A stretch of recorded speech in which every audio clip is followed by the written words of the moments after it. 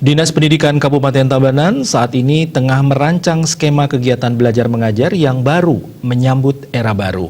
Skema atau konsep yang dirancang yakni kegiatan belajar mengajar akan dilaksanakan secara bergiliran atau double shift atau separuh dari jumlah rombongan belajar.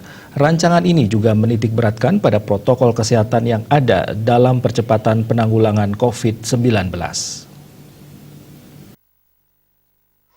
Kepala Dinas Pendidikan Tabanan Inyoman Putra menjelaskan rancangan skema kegiatan belajar mengajar ini masih terus dimatangkan. Penerapan social distancing dan physical distancing yang dilakukan di sekolah untuk menghindari kerumunan. Nantinya siswa masuk sekolah dengan diberlakukan secara bergantian atau shift. Misalnya dalam satu rombel terdapat 32 anak, maka dibagi setengahnya. Namun bagi sekolah atau satuan pendidikan yang memiliki jumlah siswa minimal dan masih bisa melaksanakan kegiatan tanpa double shift, masih bisa belajar mengajar seperti biasa.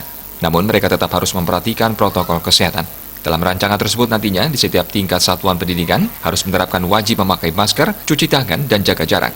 Jika diperlukan, di depan sekolah terdapat Satgas COVID-19 khusus dari perwakilan sekolah setempat. Sehingga ketika anak yang tidak pakai masker diberi masker, harus cuci tangan dengan air dan sabun serta jaga jarak. Selain merancang skema pembelajaran double shift, untuk jam pelajaran juga menjadi perhatian agar bisa tetap memperhatikan protokol kesehatan. Kemungkinan jam istirahat sekolah akan ditiadakan.